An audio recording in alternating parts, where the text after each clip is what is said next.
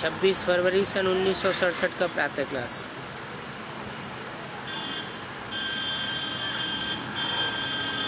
बच्चे यहाँ मधुवन में आते हैं बाप दादा के पास।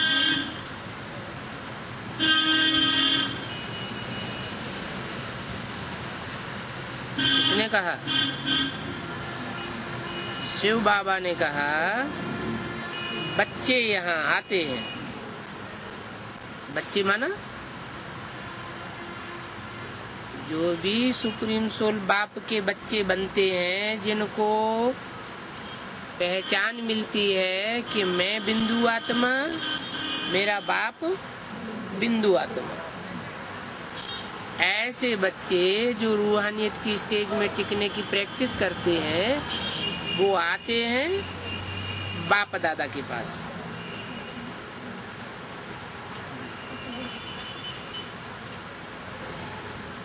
बाप दादा के पास आते हैं या शिव बाबा के पास आते हैं? बाप दादा के पास आते हैं, शिव बाबा के पास नहीं आते हैं। बाप माना राम बाप और दादा माना बड़ा भाई। ये जो षष्ठी रूपी चक्र है, इस षष्ठी रूपी चक्र में जन्म लेने वाली आत्माओं में जो सबसे पहले जन्म लेती है बच्चे के रूप में, वो कौन है? कृष्ण बच्चा।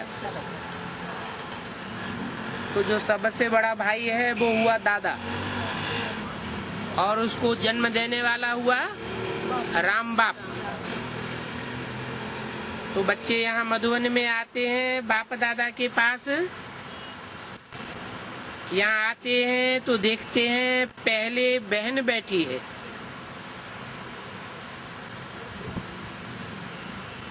क्या देखते हैं? पहले बहन बैठी है, फिर पीछे देखते हैं कि बाप दादा आया हुआ बना।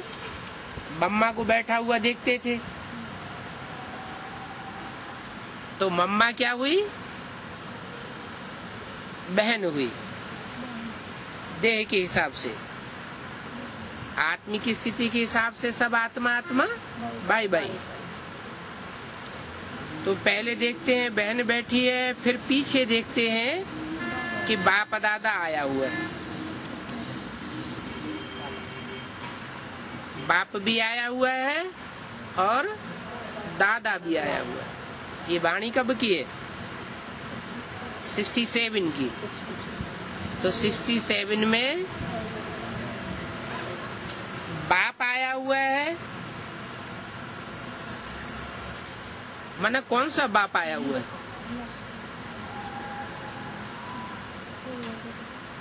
सुप्रीम सोल बाप आया हुआ है, और दादा माना कृष्ण की सोल, दादा लेखराज आया हुआ है। तो बाप की याद आती है।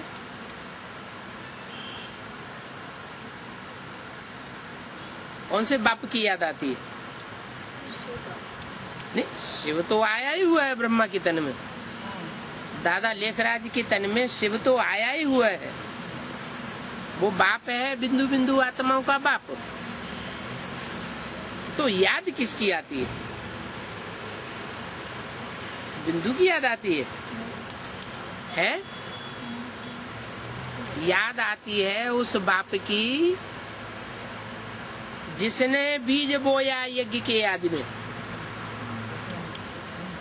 बीज बोने वाले को बाप कहा जाता है। ज्ञान का बीज किसने बोया?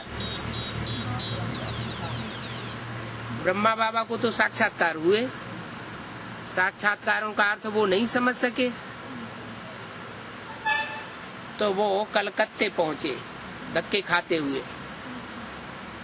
और वहां उनका जो भागीदार था, आखिरी जीवन का भी भागीदार, उससे मिले और उसके द्वारा उनको अपने साक्षात्कारों का ज्ञान प्राप्त हुआ। क्या ज्ञान प्राप्त हुआ? कि तुम कृष्ण की सूल हो, ब्रह्मा के रूप में तुम्हें यहाँ पार्ट बजाना है, भविष्य में तुम विष्णु बनने वाले हो, कृष्ण के रूप में तुम्हारा जन्म होगा, नई दुनिया आने वाली है, पुरानी दुनिया खलास होने वाली है। ये बीज रूप में ज्ञान मिल गया। तो किसने दिया ज्ञान? बिंदु ने दिया। बाप की याद आती है, माना वो राम बाप जिसके तन में शिव ने पहले प्रवेश करके, जो भागीदार के रूप में था, उसमें प्रवेश करके ये सारा ज्ञान बीज रूप में दे दिया। तो बाप की याद आती है, तुम हो ब्राह्मण ब्राह्मणी, ब्रह्मा के बच्चे स्त्री रूप और पुरुष रूप, तो आपस में भाई बहन हो गए। जब प्रजापिता ब्रह्मा है तो ब्राह्मण ब्राह्मणी हो।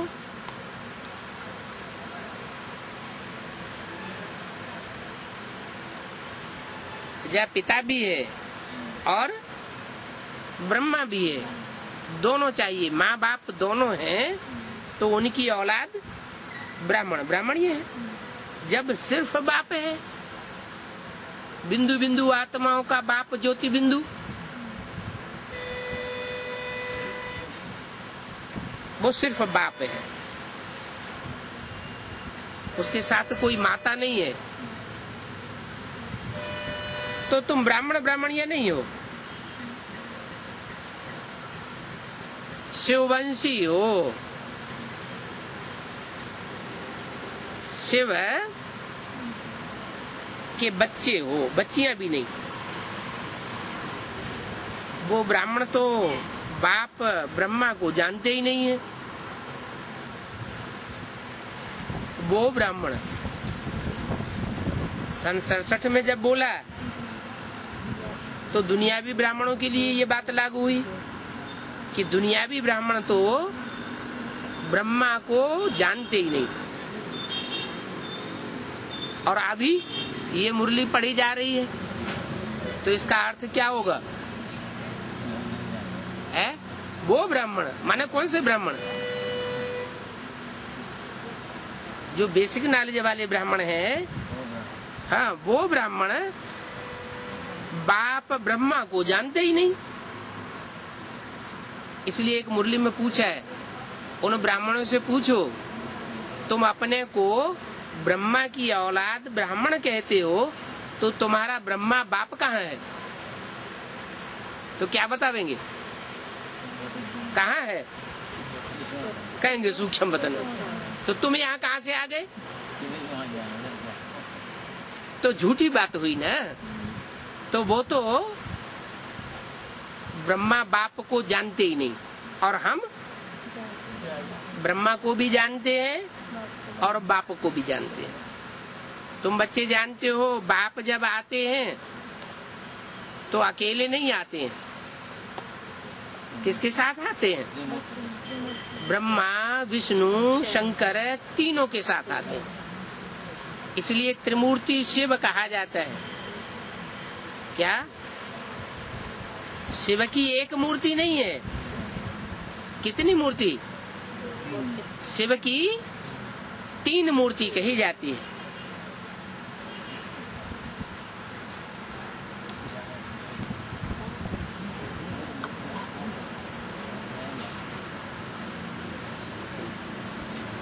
शिव की 3 मूर्ति कही जाती है। 3 मूर्ति क्यों कही जाती है?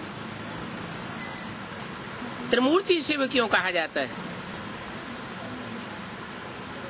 जैसे हम ज्योति बिंदु आत्मा हैं, तो हम आत्मा के भी 3 कार्य हैं।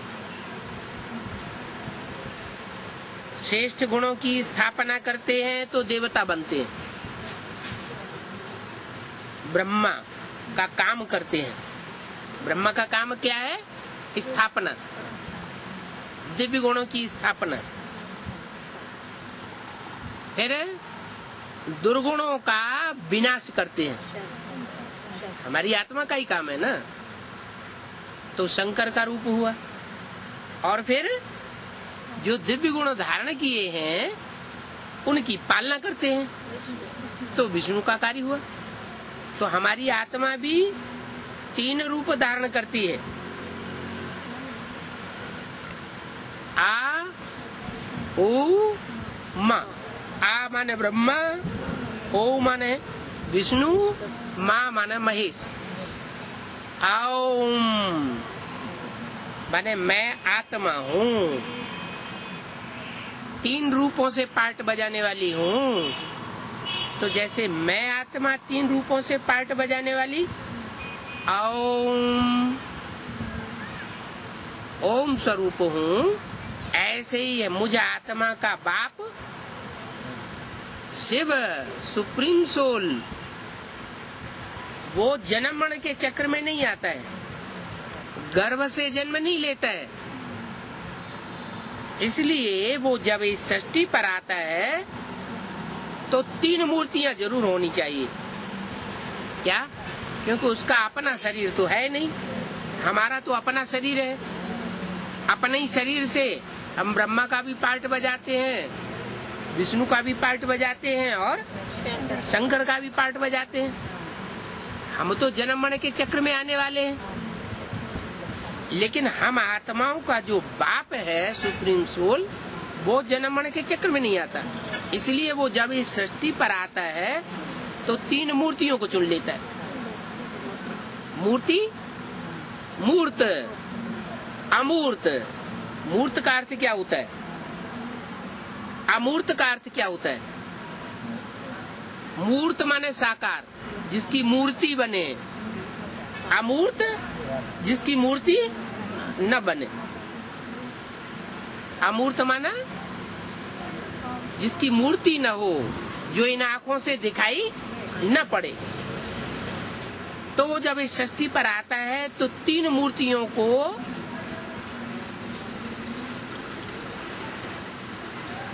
रच लेता है। माने इसी सृष्टि में से कोई 3 मूर्तियां चुन लेता है, अकेला नहीं आता है।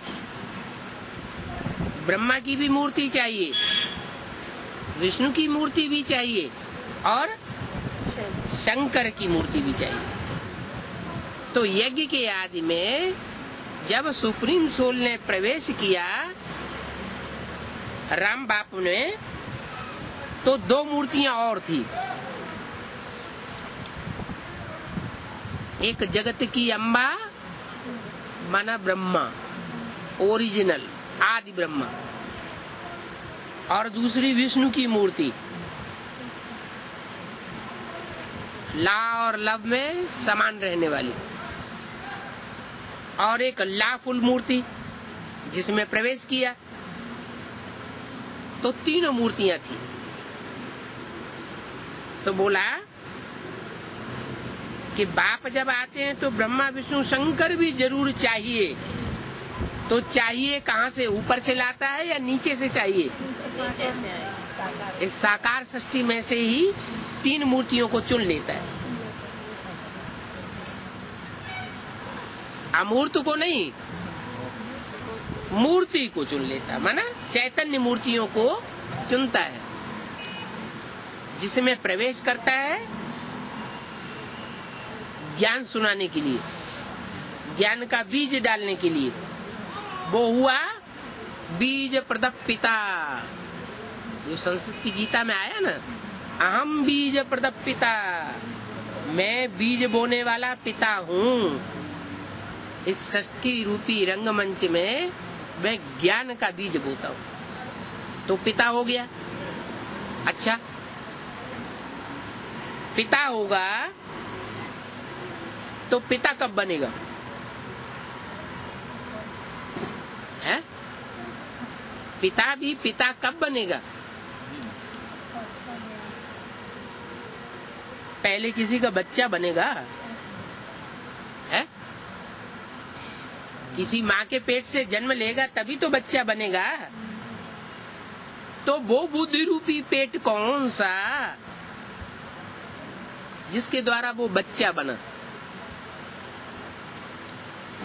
प्रजापिता बना। प्रजापिता है तो ब्राह्मण होगा या शूद्र होगा? प्रजापिता है तो जरूर ब्राह्मण होना चाहिए, और ब्राह्मण तब बने जब ब्रह्मा की औलाद बने। तो उस प्रजापिता का ब्रह्मा कौन? मुख से सुनेगा तभी तो ब्रह्मा मुखवंशावली ब्राह्मण बनेगा। तो उसने किसके मुख से सुना?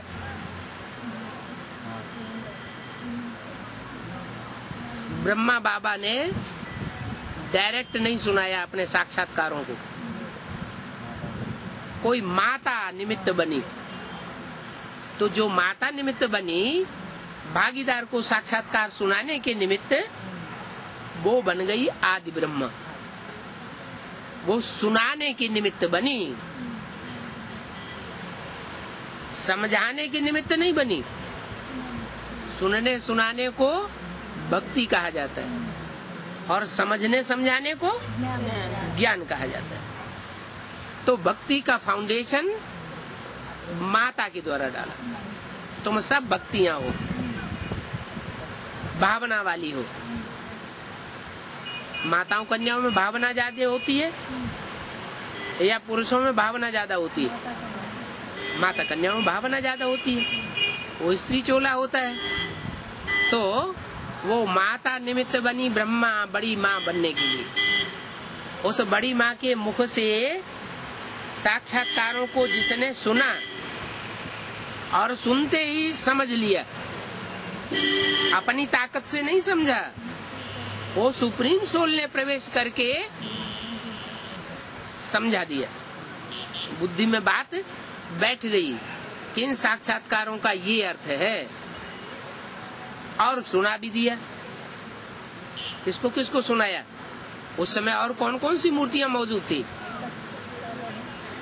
प्रजापिता ने जब सुनाया समझाया तो कौन कौन सी मूर्तियां थी? विष्णु मूर्ति और ब्रह्मा मूर्ति। दो माताओं के रूप में कोई और मूर्तियां थी, जिनमें एक ब्रह्मा और एक वैष्णवी देवी। दोनों को सुनाया और समझाया। उन दोनों में से दोनों ने सुना और समझा होगा, या किसी ने सिर्फ समझा होगा, किसी ने सिर्फ सुना होगा?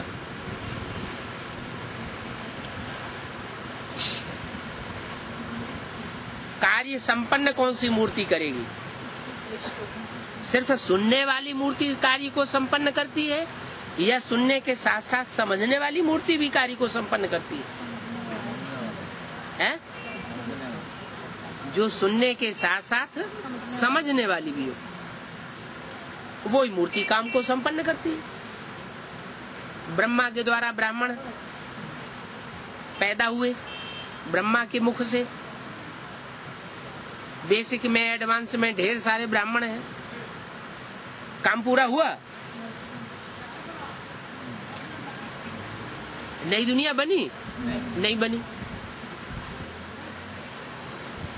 और शंकर के द्वारा आसुरी ब्राह्मणों का विनाश भी हो रहा है। तो क्या पुरानी दुनिया खलास हुई? नहीं हुई। न नई दुनिया बनी, न पुरानी दुनिया खलास हुई। क्योंकि ब्रह्मा अति का लफुल और शंकर अति का लाफुल, कायदे कानून बगाड़ने वाला। तो दोनों से काम नहीं होने वाला। काम तब होता है जब सुनने के साथ साथ समझने वाला भी हो, वो ही काम को पूरा कर सकता है। ब्रह्मा सिर्फ सुनने सुनाने वाला। माताएं क्या होती हैं? कथा सुनने जाएंगी तो सुनेंगी और सुना भी देंगी। जैसे यज्ञ में कुमार का दादी है, पूरी मुरली ज्यों की त्यों सुना देती थी। तो सुना तो देती थी, लेकिन अभी जब एडवांस ज्ञान में समझने की बारी आई तो उनकी बुद्धि में कुछ बैठ रहा है। तो सुनना सुनाना अलग बात और समझना समझाना अलग बात हो जाती है। तो विष्णु की मूर्ति ऐसी है जो सुनती भी जाती है और साथ साथ समझती भी जाती है और साथ साथ प्रैक्टिकल में करती भी जाती है। जो सिर्फ सुनेगा सुनाएगा वो करेगा नहीं। जैसे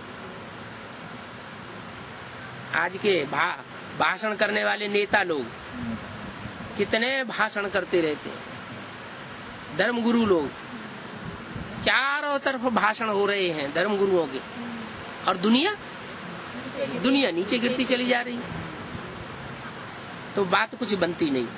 ऐसे ही ब्रह्मा के द्वारा सुनना और सुनाना तो बहुत हुआ। यज्ञ के आदि में भी उस ब्रह्मा ने सुना और सुनाया, लेकिन उससे फायदा नहीं। और विष्णु ने क्या किया उस समय? सुना भी समझा भी, और यज्ञ में उसने सहयोग भी दिया। उसके सहयोग से क्या हुआ? वो नई दुनिया का एक सैंपल तैयार हुआ।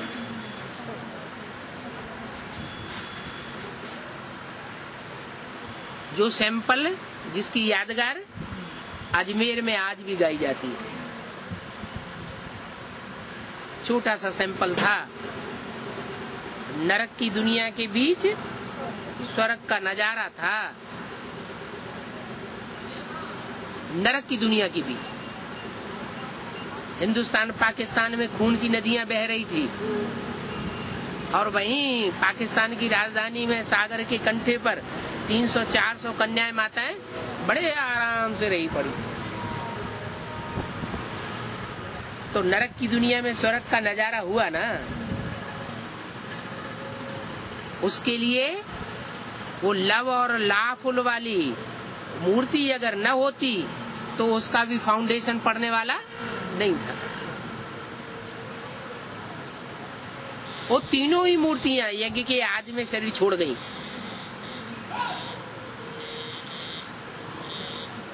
और जब ब्रह्मा और सरस्वती दोनों शरीर छोड़ते हैं, उनके बाद वो भी मूर्तियां आ जाती हैं।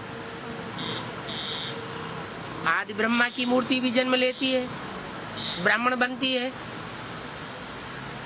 शंकर की मूर्ति जिसमें प्रवेश करके शिव बाप ने बीज डाला, जो आदि पिता कहा जाता है, वो भी दोबारा जन्म लेता है ब्रह्मा का शरीर छोड़ने के बाद। और जो वैष्णवी थी वो भी जन्म लेती। तीनों मूर्तियां होनी चाहिए, तो सन 76 में तीनों मूर्तियां प्रत्यक्ष हो जाती है, जिसको बाप का प्रत्यक्षता वर्ष मनाया गया। कौन से बाप का प्रत्यक्षता वर्ष? वही त्रिमूर्ति बाप। सन 76 आया और पता लग गया कि आदि ब्रह्मा कौन, माना जगदम्बा का पार्ट बजाने वाली आत्मा कौन, आदि पिता कौन, जगतम पितरम वंदे। शंकर को सारे जगत का पिता कहा जाता है। उनका पिता कोई नहीं, वो बापों का बाप है, धर्म पिताओं का भी वो बाप है। तो वो बाप भी प्रत्यक्ष हुआ, और बाप है तो जरूर माँ भी हुई, जिसके लिए बोला मुरली में कि 10 वर्ष के अंदर पुरानी दुनिया का विनाश होगा, नई दुनिया की स्थापना होगी।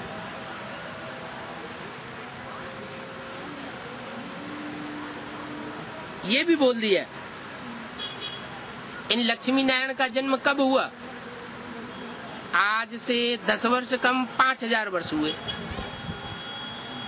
66 की 66 की मुरली है, तो 66 से उल्टा चक्कर घुमाए और 10 वर्ष पहले ही रुक जाए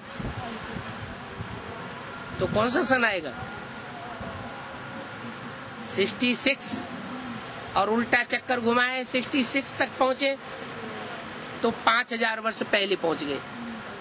लेकिन 5000 वर्ष पहले नहीं पहुंचे, पहले ही रुक गए।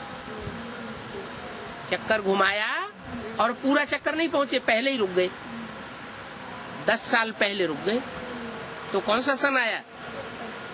76 आता है। तो इस मुरली के महावाक्य से ये साबित हुआ कि 76 में लक्ष्मी नारायण का प्रत्यक्षता रूपी जन्म हो चुका। माना नारायण कौन बनने वाली आत्मा है और लक्ष्मी बनने वाली आत्मा कौन है, दोनों के पार्ट डिक्लेयर हो गए 76 में ही, जब एडवांस ज्ञान की शुरुआत हुई थी। तीनों मूर्तियां जो हैं वो क्लियर हो गई बौद्धिक आधार पर। इसलिए बोला कि बाप जब आते हैं, सन 36 में भी आए थे, तब भी तीनों मूर्तियां, लेकिन कोई समझ नहीं सका। क्या? बाप जब माता में बीज डालता है तो कोई देखता है क्या? कोई नहीं देखता, किसी को पता ही नहीं चलता। जब बच्चा बाहर आता है तो दुनिया को पता चलता है कि बच्चे की पैदाइश हुई। तो ऐसे ही सन 76 में वो 3 आत्माएं कौन कौन है दुनिया की, जो 3 मूर्ति के रूप में संसार में प्रत्यक्ष होती है। वो जो एडवांस पार्टी के आदि वाले ब्राह्मण हैं, जो सब धर्मों के बीज हैं, मुख्य धर्मों के, सब धर्मों के बीज रूप में पिता हैं, उनके सामने प्रत्यक्ष हो जाते हैं। उनकी बुद्धि में बैठ जाता है कि ये आदि ब्रह्मा है, ये आदि पिता है और ये वैष्णवी शक्ति है, विष्णु देवी है। तो बोला बाप जब आते हैं तो ब्रह्मा विष्णु शंकर भी जरूर चाहिए। आदि में भी आए थे, तब भी थे ये तीनों। और मध्य में 76 में जब बुद्धि में, बुद्ध रूपी धरणी में 3 मूर्तियों की प्रत्यक्षता होती है नाम रूप सहित, तो भी ये तीनों प्रत्यक्ष हो जाती है। और अभी लास्ट, अभी कौन सा सन चल रहा है? 2006। ब्रह्मा की मूर्ति, शंकर की मूर्ति और विष्णु की मूर्ति, तो तीनों मूर्तियों के प्रत्यक्ष होने में कुछ टाइम तो लगता है। तो ये जो विष्णु की मूर्ति है, इसको प्रत्यक्ष होने में भी कुछ टाइम चाहिए। जैसे संपन्न ब्रह्मा कौन हुआ? जिसने बहुत सहन शक्ति का पार्ट बजाया दादा लेखराज के रूप में, तो उसको प्रत्यक्ष होने में 47 से लेकर के 51 वो टाइम लगा। ऐसे तो 36 समझ लो, 14 साल लग गए। फिर दूसरी मूर्ति शंकर को प्रत्यक्ष होने में 70 से लेकर के 76 7-8 साल लग गए। ऐसे ही तीसरी मूर्ति विष्णु को प्रत्यक्ष होने में 4 युगों की शूटिंग मनसा के द्वारा जब पूरी होती है, तीसरे नेत्र के द्वारा संकल्पों की शूटिंग पूरी होती है 2004 में, तो उसके बाद 3-4 साल और लगते हैं विष्णु की मूर्ति को प्रत्यक्ष होने में।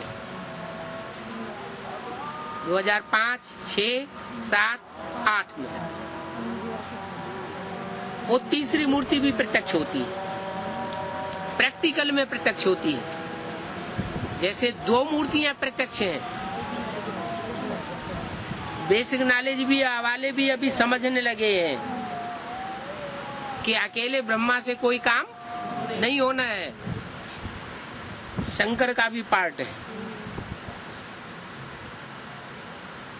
और तीसरी मूर्ति विष्णु, उसका भी पार्ट है। तो जो वैष्णवी शक्ति है जिसके द्वारा प्रैक्टिकल कार्य होना है, वो प्रैक्टिकल कार्य क्यों होना है?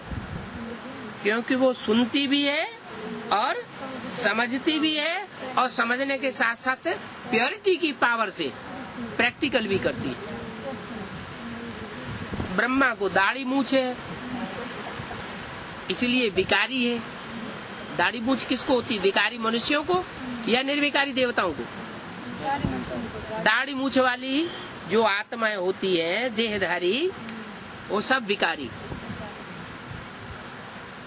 इसलिए ब्रह्मा को विकारी कहेंगे। उनकी पूजा नहीं होती। पूजा का आधार प्योरिटी है या इम्प्योरिटी? प्योरिटी। ब्रह्मा की पूजा क्यों नहीं होती? क्योंकि दाढ़ी मूछ वाला अपवित्र था। ब्रह्मा कुमारियों की ये बात सुनाएंगे तो नाराज होंगी, लेकिन बात सच्ची है। अगर प्योरिटी वाली मूर्ति होती तो फिर पुरुष रूप में उसकी पूजा होनी चाहिए। पूजा नहीं होती। पूजा नहीं होती इसका मतलब दाढ़ी मूछ वाला था ना। और दूसरी मूर्ति शंकर। शंकर को दोनों रूपों में दिखाते हैं, दाढ़ी मूछ वाला भी दिखाते हैं और क्लीन शेव वाला भी दिखाते हैं। माना वो तो श्याम सुंदर का पार्ट है। वो पहले काला भी है तो वही मूर्ति अंत में गोरी भी बनती है। पहले श्याम फिर सुंदर का पार्ट बजाती है, क्योंकि वही कृष्ण की सोल जो अधूरेपन में शरीर छोड़ देती है, वही उसमें प्रवेश होकर के संपन्न बन जाती है। तो वो पहले काला भी है और बाद में गोरा भी है, इसलिए वो संगमयुगी कृष्ण के रूप में संसार में पूजा जाता है। अब तीसरी मूर्ति रही विष्णु। दोनों मूर्तियां जो हैं, ब्रह्मा की भी मूर्ति और शंकर की भी मूर्ति, काम पूरा क्यों नहीं कर पाती? दो मूर्तियों से काम पूरा क्यों नहीं होता है? ब्रह्मा की मूर्ति सुनने सुनाने वाली, समझने समझाने वाली है नहीं, इसलिए काम पूरा नहीं होता।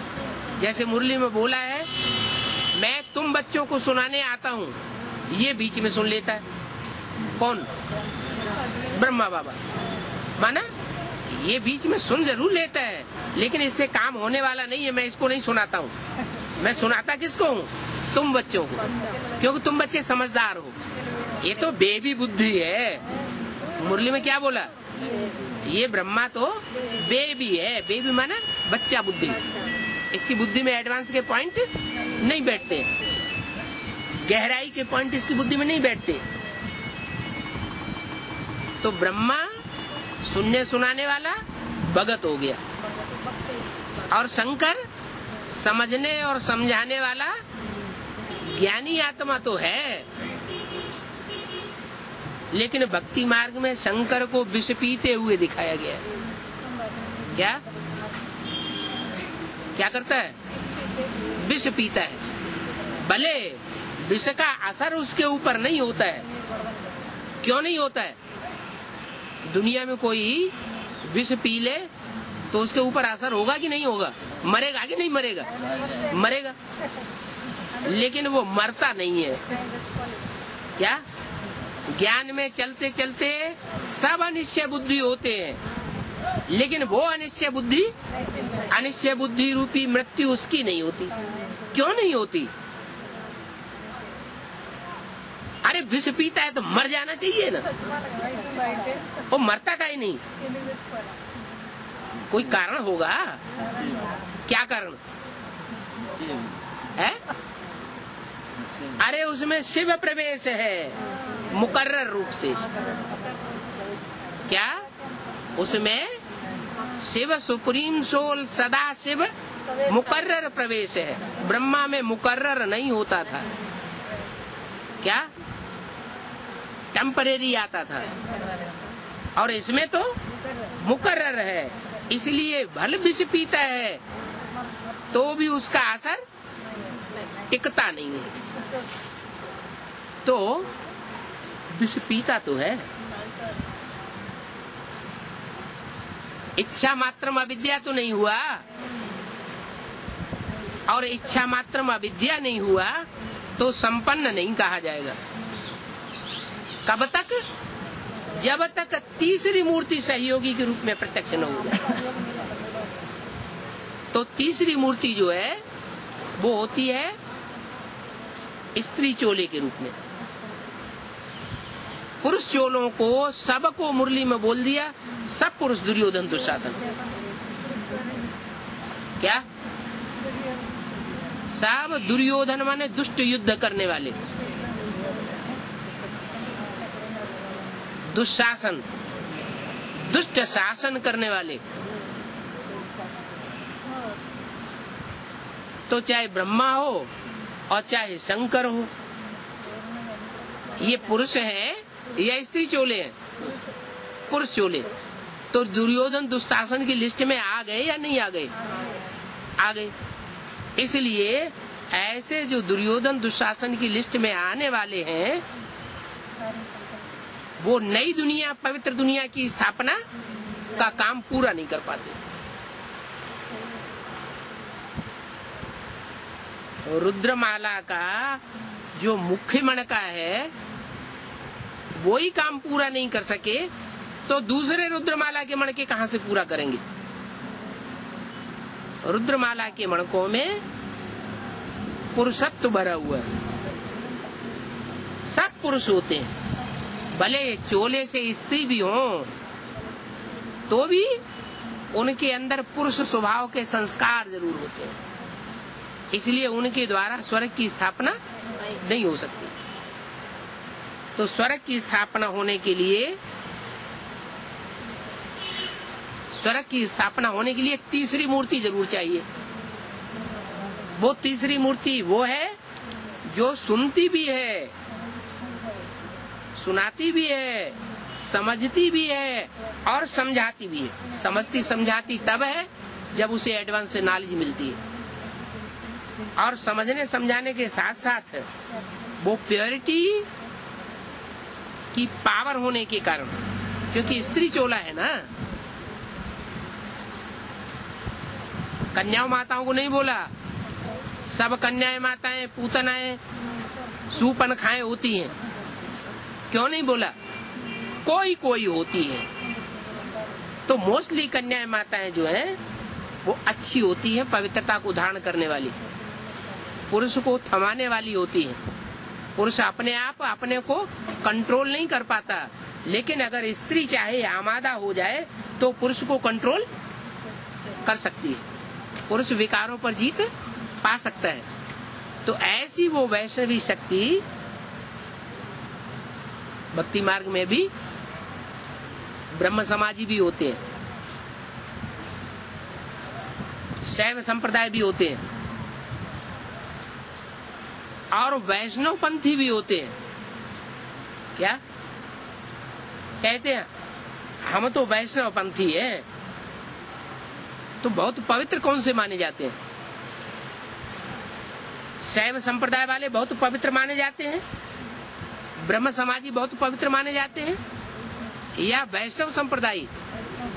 वैष्णव संप्रदाय वाले बहुत पवित्र माने जाते हैं और वो पवित्रता धारण भी करते हैं।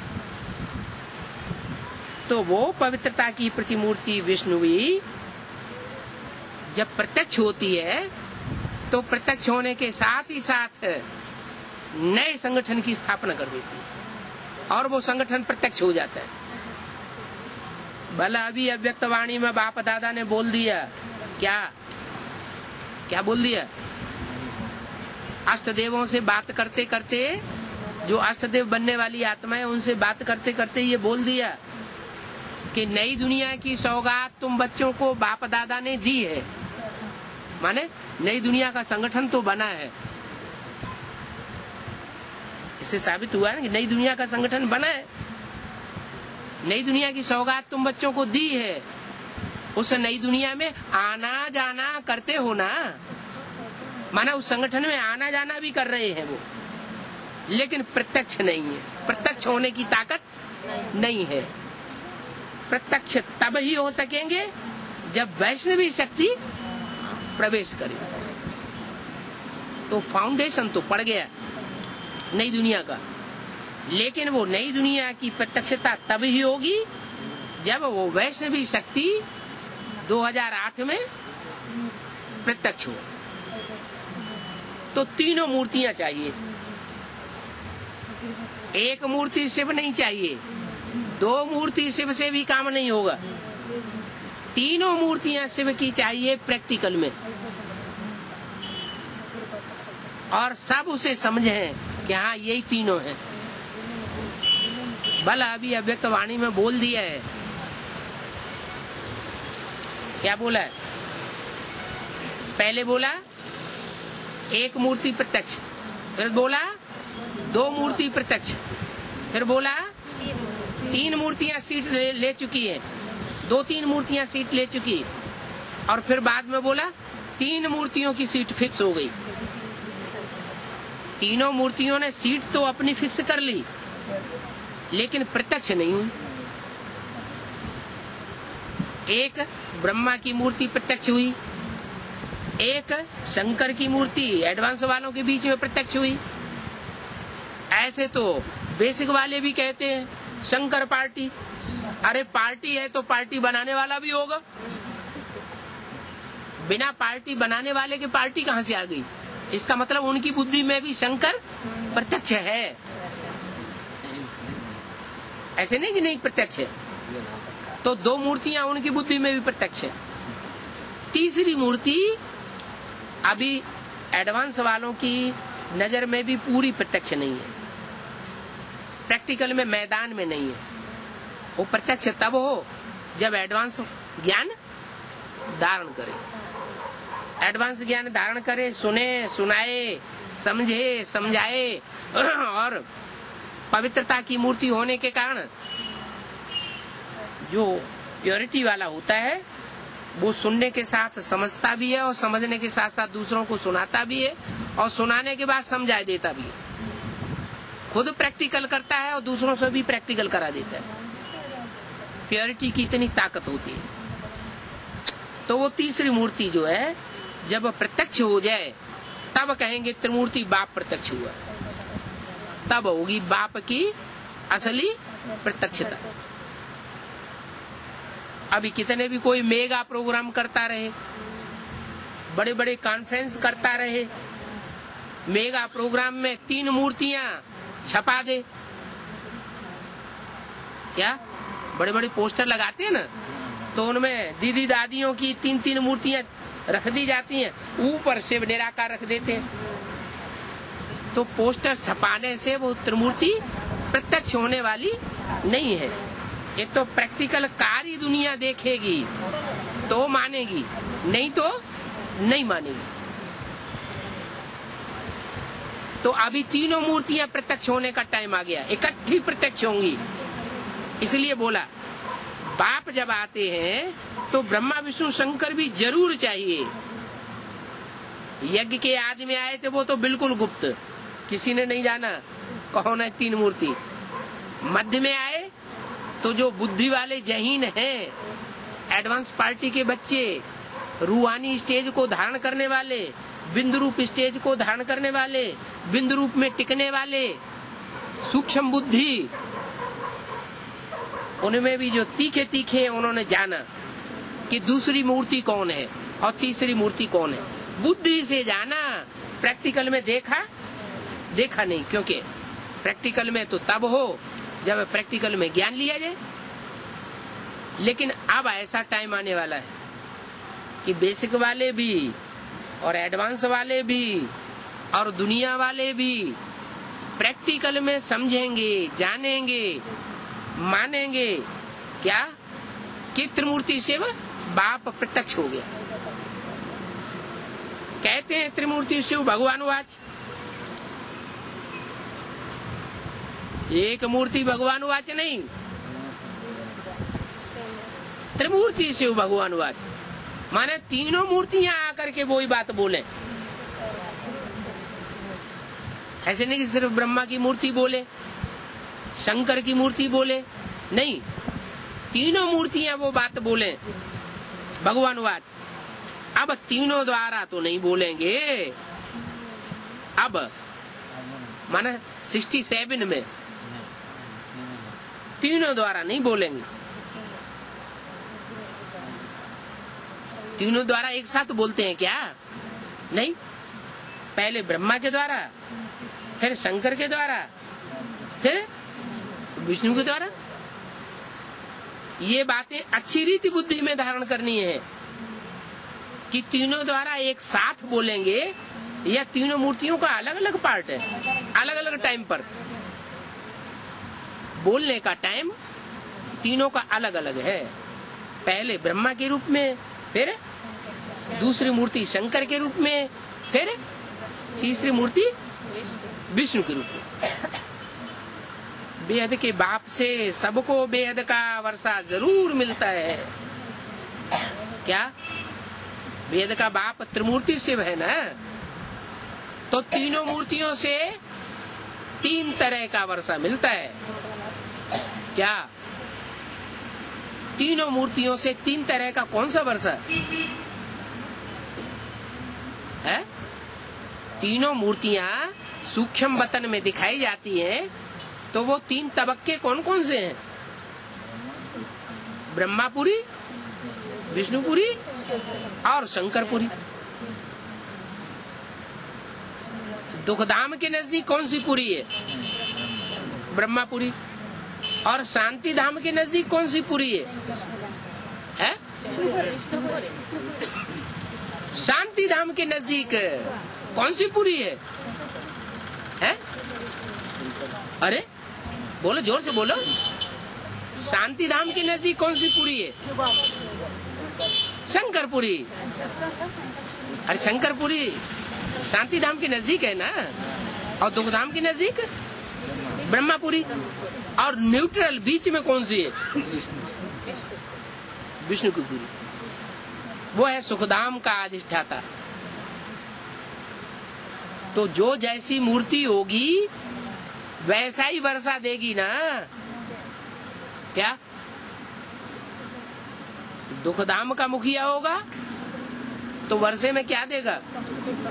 दुख देगा। जो भी ब्रह्मा कुमार कुमारियां हैं वो दुखी होके शरीर छोड़ने हैं या सुखी होके शरीर छोड़ रहे हैं? जैसे ब्रह्मा का 8 फेल हुआ, ब्रह्मा कुमार कुमारियों का भी अकाले मौत होता जाता है, तो दुखी होके शरीर छोड़ा ना। अंतमते सो गते। तो पूरे 84 जन्म लेने वाले पक्के देवता सुखदायी बनेंगे क्या? नहीं बनेंगे। कम जन्म लेने वाले कच्चे देवता बनेंगे, जो द्वापर युग से दूसरे धर्मों में कन्वर्ट हो जाएंगे। गीता में लिखा है, स्वधर्मे निधनम श्रेय पर धर्मो भयावह। अपने धर्म में मर जाना अच्छा, और दूसरे के धर्म में जाने से भय पैदा होता है।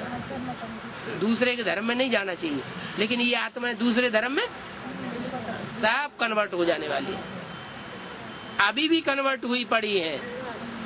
जो सच्चा बाप आया हुआ उसको नहीं पहचान रही है, दूसरों को बाप बनाया हुआ और उनकी मत पर चल रहे हैं। तो बाप कहते हैं बेहद का बाप त्रिमूर्ति शिव आया हुआ है, तो त्रिमूर्ति शिव बाप से बेहद का वर्षा मिलता है। क्या? भक्ति भी मिलती, भक्ति का भी बाप है, बाप के भगत भी हैं, बाप की प्रजा भी बनती है, बाप के ज्ञानी आत्मा बच्चे भी हैं। तो जो ज्ञानी आत्मा बच्चे हैं वो राजयोग सीख करके राजा बनते हैं, राजा रानी बनते हैं।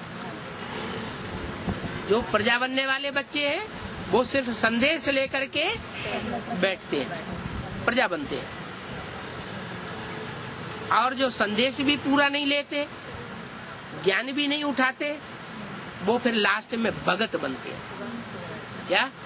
एक कृपा दृष्टि उनको चाहिए, बस कहते हैं भगवान की एक झलक मिल जाए, दर्शन हो जाए, तो भक्त बच्चे भी हैं। तो भक्तों की लिस्ट हो गई ब्रह्मा की लिस्ट, और देवताओं की लिस्ट हो गई विष्णु की,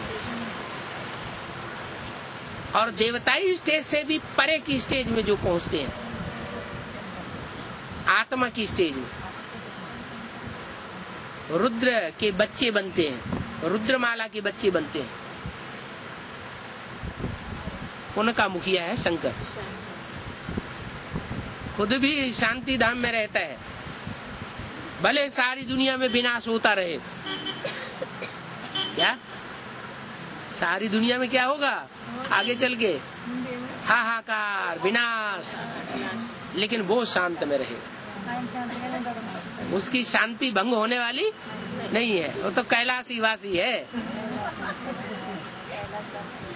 सुख भी नहीं भोगता और दुख भी नहीं भोगता। सुख में उछल उछल के चलने वाला नहीं, और दुख में आंसू बहाने वाला नहीं, एक रस रहता है। शांति धाम का वासी है, शांति देवा कहा जाता है। कैसा देवा? शांति देवा।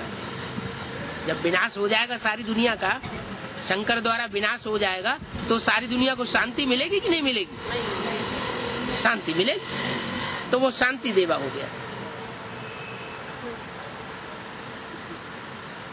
और सुख देवा कौन हुआ? विष्णु हुआ सुख देवा। और दुख देवा कौन हुआ? ब्रह्मा हुआ दुख देवा। इसलिए मुरली में बोला है, मैं सुख देता हूँ, सुख का सागर हूँ, और दुख देता है रावण। क्या रावण क्या देता है? दुख देता है। रावण के हाथ में भी वेद शास्त्र दिखाए जाते हैं, और ब्रह्मा के हाथ में भी वेद शास्त्र दिखाए जाते हैं। तो वेद शास्त्रों जिसके हाथ में दिखाए जाए वो भगत हुआ या ज्ञानी हुआ? क्या कहेंगे उसको? है? रावण के हाथ में भी वेद शास्त्र और ब्रह्मा के हाथ में भी वेद शास्त्र। तो जिसके बुद्धि रूपी हाथों में वेद शास्त्र दिखाए जाए वो क्या हुआ? है? भक्त हुआ ना। तो मुरली में बोला, भक्ति रावण से आती है और ज्ञान राम से आता है।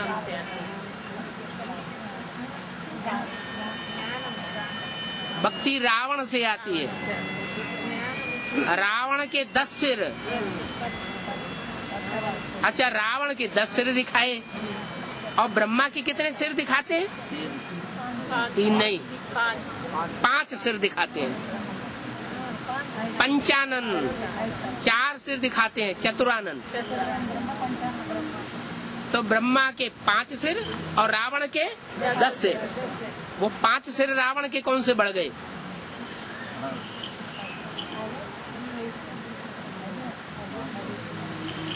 जो प्रकृति के 5 रूप हैं, पृथ्वी, जल, वायु, अग्नि, आकाश,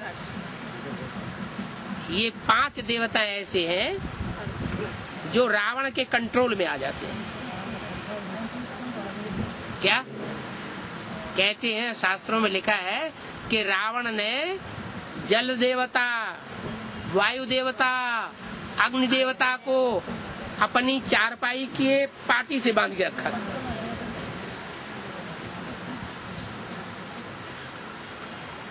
तो ये 5 देवताएं जो हैं बंधे हुए होने के कारण बांधेले हो गए, बांधेले हो गए तो यथा राजा तथा प्रजा।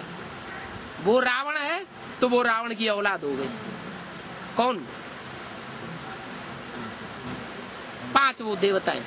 अब देवता नहीं है और रावण की औलाद है। उन असुरों को भगवान बाप आकर के असुर से देवता बनाते हैं। तो ब्रह्मा के 5 मुख और रावण के 10 मुख। 5 रावण के विकार, काम क्रोध लोभ मोह माया के विकार, और 5 प्रकृति के विकृत रूप जो देवता से असुर बन जाते हैं। आज वायु है कलयुगी दुनिया में, जब विकराल रूप धारण करती है तो तूफान आता है। सबसे ज्यादा तूफान कौन से प्रदेश में आता है? आंध्र प्रदेश में बहुत तूफान आता है, अंधा ही बना देता है। तो देवता का रूप हुआ या राक्षसी रूप हुआ?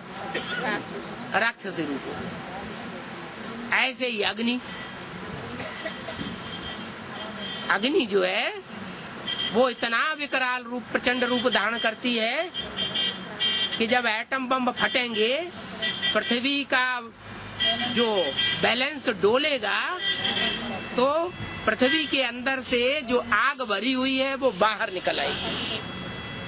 ज्वालामुखी के रूप में चारों तरफ पृथ्वी फट पड़ेगी। ये पहाड़ देखे ना, ये सब कभी ज्वालामुखी थे। जब दुनिया का अर्ध विनाश हुआ था तो ये ज्वालामुखी फटे थे और इनमें से जो लावा निकला वो पत्थर की तरफ जाम हो गया। तो अग्नि इतना विकराल रूप धारण करती है देवता, कहा जाता है अग्नि देवता। लेकिन कलयुग के अंत में जब विनाश होता है तो देवता पूरा असुर का रूप धारण कर लेता है। तो ये 5 तत्व, चाहे पृथ्वी हो, चाहे जल हो, जल कितनी बाढ़ लाती है।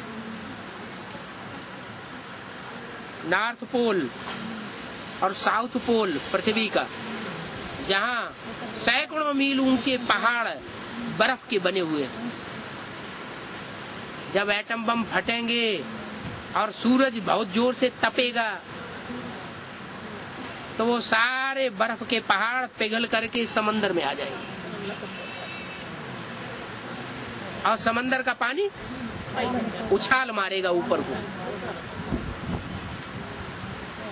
तो जो बम्बई है, मद्रास है, समंदर के किनारे जितने भी शहर हैं, न्यूयॉर्क वगैरह, वो सब बोड़म बोड़ पानी में डूब जाएंगे। अभी भी नदियों में बाढ़ आती है तो कितना नुकसान कर देती है तो जल देवता कहा जाता है। लेकिन देवता है तो इतना दुख क्यों देता है? देवता है कि राक्षस है? तो जो सतयुग में देवता होता है वो कलयुग में राक्षस बन जाता है। अभी बाप कहते हैं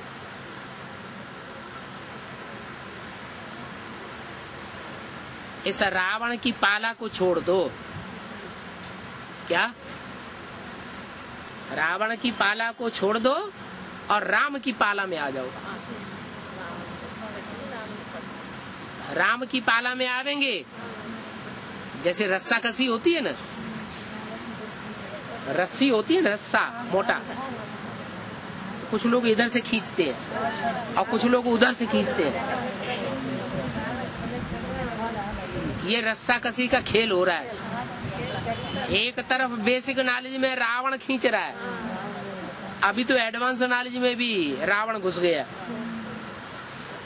एडवांस में भी जो विधर्मियों की बीज रूप आत्माएं हैं वो बेसिक वालों से मिलती चली जा रही है। तो एक तरफ रावण खींच रहा है और दूसरी तरफ राम खींच रहा है। यह राम रावण की रस्सा कसी चल रही है। इस रस्सा कसी में राम कहते हैं सतयुग आने वाला है। और रावण कहता है अंधेरा कायम रहेगा, अंधकार कायम रहेगा, कलयुगी दुनिया कायम रहेगी, अभी हजारों वर्ष दुनिया चलेगी।